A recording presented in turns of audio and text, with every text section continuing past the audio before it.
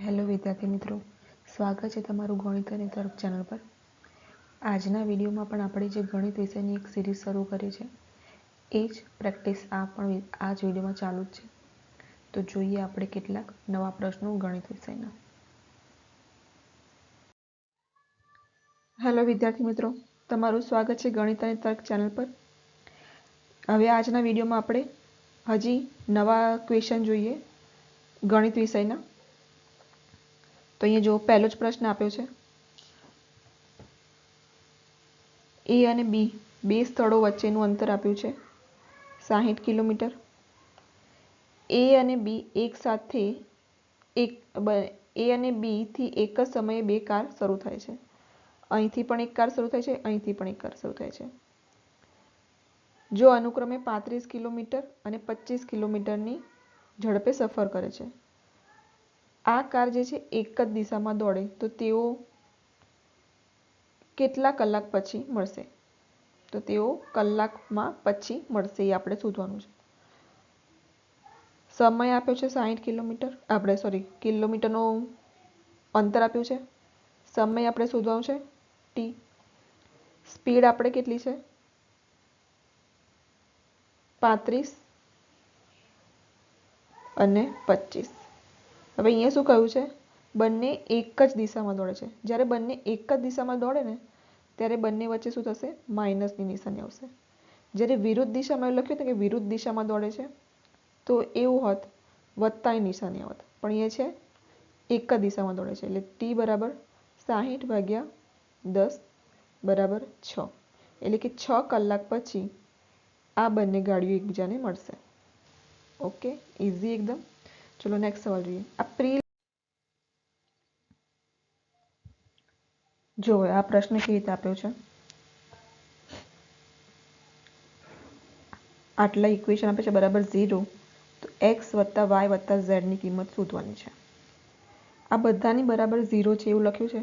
Okay, તો આપણે આ રીતે લખી શકીએ x - 3 નો વર્ગ બરાબર 0, બરાબર।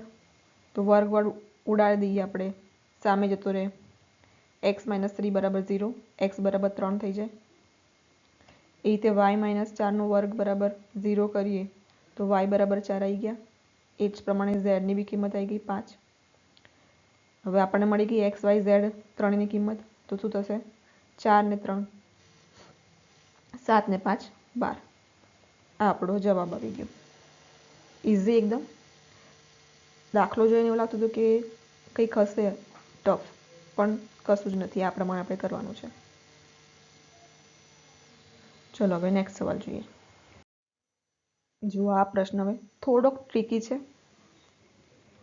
આ ઇક્વેશન આપ્યું છે બરાબર 5 ની કિંમત આપી છે, એના બરાબર 5 છે એ કિંમત આપી છે, તો આપણે આના બરાબર શું થશે એ શોધવાનું છે। હવે આપણે ઇક્વેશન આ બંનેની કમ્પેરિઝન કરીએ, 2x અને 1/3x। અહીંયા કેવા ફોર્મમાં છે?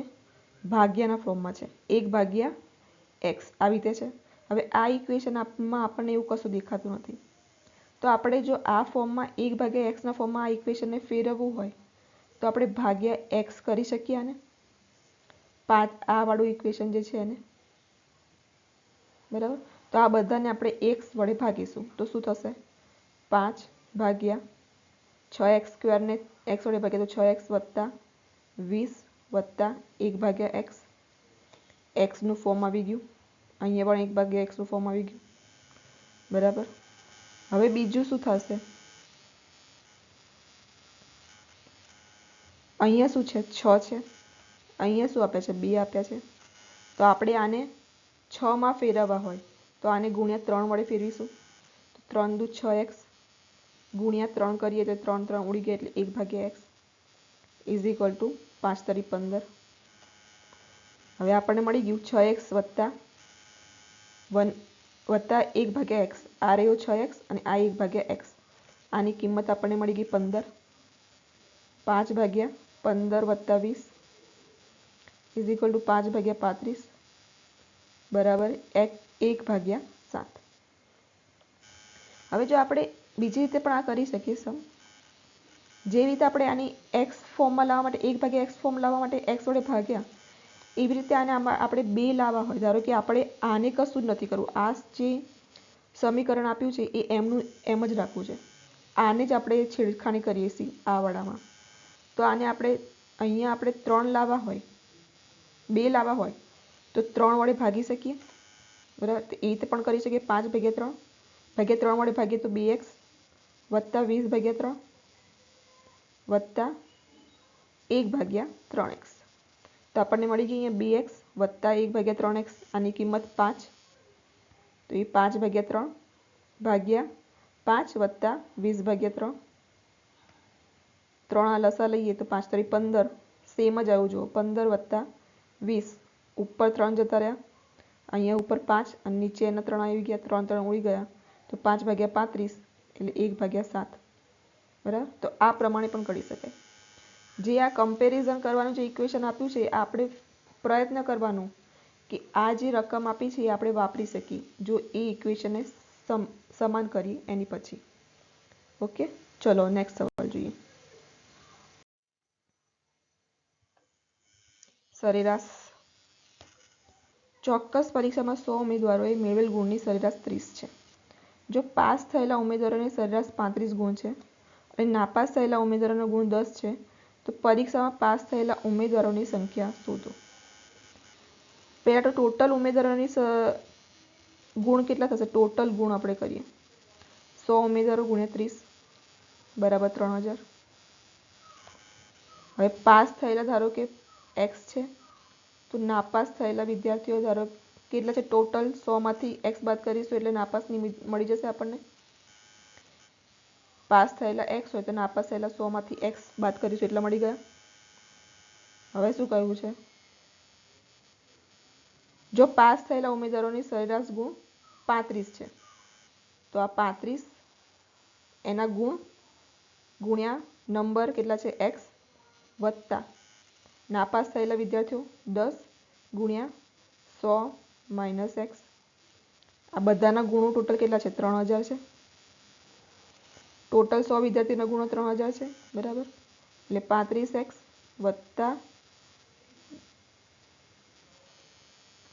વત્તા 1000 - 10x બરાબર 3000, 25x બરાબર 2000, x બરાબર 25 × 280.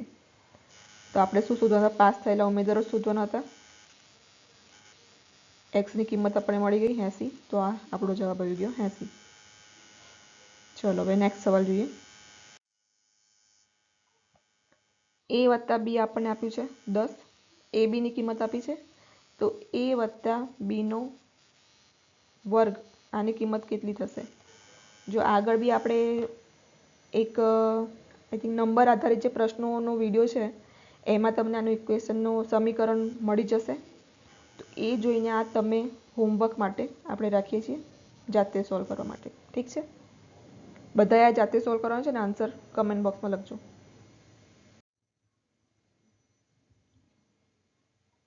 ચલો, આ પણ એકદમ ઇઝી સવાલ છે. જે રકમ આપ્યું છે આપણે બરાબર x નો ઘન - p, તો p ની કિંમત આપણે શોધવાની છે. ઓકે, થોડોક લખવાનું રહી ગયો છે. p ની કિંમત શોધો. આ બંનેનો ગુણાકાર કરીએ તો આપણે x³ બરાબર 4x² વત્તા 16x - 4x² માઇનસ ચોકું 16x -64 બરાબર x³ - p. 4x² વત્તા માઇનસ ઉડી ગયા, વત્તા માઇનસ ઉડી ગયા, x³ -64 બરાબર x³ - p. ખબર પડી ગઈ બધાનો આન્સર. હવે x³ કોમન છે, અહીંયા કોમન આવી ગયું. p ની વેલ્યુ શોધવાની હતી, તો p ની જગ્યાએ શું છે? 64. આ આવી ગયો આપણો જવાબ, p બરાબર 64. ઓકે, ચલો નેક્સ્ટ સવાલ જોઈએ. હવે જુઓ, હવે આ પ્રશ્નમાં શું આપ્યું છે? 20% અને 15%ના સતત 2 ડિસ્કાઉન્ટની સામે આપણે એક સિંગલ ડિસ્કાઉન્ટ શોધવાનું છે. એટલે કે કોઈ એક ધારો કે કિંમત છે 100 રૂપિયા, એની પર શું આપવામાં આવે છે? 20%નું પણ ડિસ્કાઉન્ટ આપવામાં આવે છે એટલે કે 80 રૂપિયા વેચવામાં આવશે, 80%, 80 ભાગ્યા 100. બીજું આપવામાં આવે છે 15%નું ડિસ્કાઉન્ટ, એટલે 85 રૂપિયા વેચવામાં આવે છે, બરાબર. તો વેચાણ કિંમત આપણે ધારે કે વેચાણ કિંમત શોધી છે અહીંયા, બરાબર. તો 100 ગયા 0 0 4 2 8 5 2 10 17 5 45 17 ચોક 68. આ વેચાણ કિંમત થઈ. આ છે ખરીદ કિંમત કે આ થઈ માર્ક કિંમત. હવે 100 રૂપિયા માર્ક કર્યો હોય એની પર આપણે 68 રૂપિયામાં વેચીએ છીએ, 2 ડિસ્કાઉન્ટ આપ્યા પછી. તો આપણે સિંગલ જ એક ડિસ્કાઉન્ટ આપી દેવું છે. તો કેટલા વેચીશું? 100 માઇનસ 68, 10માંથી 8 જાય તો 2, 9માંથી 6 જાય તો 3, 32% એ વેચીશું. સૂત્ર પણ આવી રીતે મૂકી શકીએ, 32 ભાગ્યા માર્ક કિંમત જે છે 100 ગુણ્યા 100, 0 ગયા 0 ગયા એટલે 32% આવી ગયા. Okay, easy. ચલો નેક્સ્ટ સવાલ. રેશિયો પ્રકરણનો જે વિડીયો છે ને એમાં સોલ્વ કરાયેલો છે સવાલ, એ જ છે કદાચ same. 3a is equal to 4b બરાબર 5c બરાબર ધારો કે k છે. તો a બરાબર k ભાગ્યા 3. પહેલાં આપણે આ મેથડથી જોઈએ, પછી સીધા શોર્ટકટ મેથડ k ભાગ્યા 5. 3 એમાંનો લસા કેટલો આવશે? 60 આવશે. હવે 60 માટે અહીંયા a ક્યાં આવશે? 20 આવશે. 15 ચોક 60, 12 પંચા 60. આ આવી ગયો રેશિયો. આ સ્ટેપ આટલું લખવાની ક્યાં આપણે એક્ઝામમાં જરૂર નથી. સીધું આ જે આપ્યું છે આપણે ગુણાકારમાં, એ રકમનું લઈને લસા લેવાનું અને લસા લઈને આ પ્રમાણે જવાનું, બરાબર. તો પણ સીધો જવાબ આવી જાય. આ સ્ટેપ ખાલી સમજવા માટે છે. ચલો નેક્સ્ટ સવાલ જોઈએ. આ એક સરસ સવાલ છે.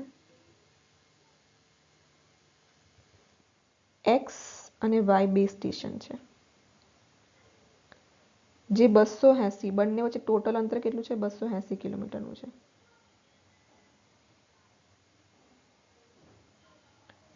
ટ્રેન ચોક્કસ સમયે એક્સ થી શરૂ થાય છે અહીંયા, બરાબર, અને વાય તરફ 60 કિલોમીટર. ધારો કે એ ટ્રેન છે, અહીંથી જાય છે, 60 કિલોમીટરની ઝડપ છે એની. 2 કલાક પછી બીજી ટ્રેન વાયથી શરૂ થાય છે, ધારો કે બી શરૂ થાય છે, અને એક્સ તરફ 20 કિલોમીટર પ્રતિ કલાકની ઝડપે સફર કરે છે. તો કેટલા કલાક બાદ એક્સથી નીકળતી ટ્રેન વાયથી નીકળતી ટ્રેનને મળે છે? આ બંને ટ્રેન ક્યારે મળશે એ આપણે શોધવાનું છે. તો સૌથી પહેલાં તો જોઈએ, ટોટલ અંતર 280 છે. જે એક્સથી નીકળતી ટ્રેન, ધારો કે એ જે છે ને એ શું કરે છે? 2 કલાક પહેલાં ઉપડી જાય છે, જે વાયથી નીકળતી ટ્રેન છે એની પહેલાં. એટલે 2 કલાક માણે કેટલું અંતર કાપ્યું હશે? 120 કિલોમીટરનું અંતર કાપ્યું હશે. તો એ અંતર આપણે અહીંથી બાદ કરી દેવું પડે. 280 માઇનસ 120, 0 6 160. એટલે અંતર હવે કેટલું છે? 160નું છે. અહીંયા આપણે 2 કલાક લીધા અને અંતર કાપી દીધું 120. હવે બચ્યા 160. હવે ટ્રેન છે અહીંયા એ અહીંયા છે, અને આ અહીંયા વાય જે છે બી અહીંયા છે. હવે આ બંને વચ્ચેનું અંતર અત્યારે કેટલું છે? 160નું છે, ભાગ્યા સમય બરાબર. હવે જો વિરુદ્ધ દિશામાં ટ્રેન શરૂ થાય તો શું થાય? ઝડપનો સરવાળો થશે. 20 + 60 80 થશે. એટલે ટાઈમ કેટલો આવશે? 2 કલાક. 2 કલાક તો અહીંયા થશે કે 160 કિલોમીટરનું જે અંતર છે ને ત્યાં 2 કલાકે ટ્રેન મળશે, બરાબર. પણ એ ટ્રેન તો જે છે, જે એક્સ સ્ટેશનથી નીકળે છે, એ તો હજી 2 કલાક પહેલાં જ ઉપડી ગઈ છે.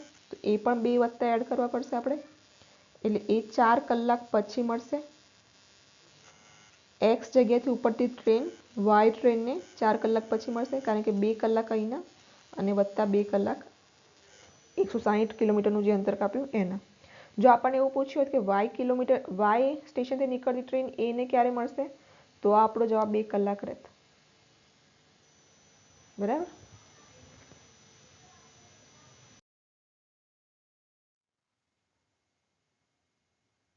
તો આ સાથે જ આપણે અહીંનો વિડીયો પૂરો કરીએ છીએ. જો તમને આ વિડીયો ગમ્યો હોય તો લાઈક, શેર અને સબસ્ક્રાઈબ જરૂરથી કરજો.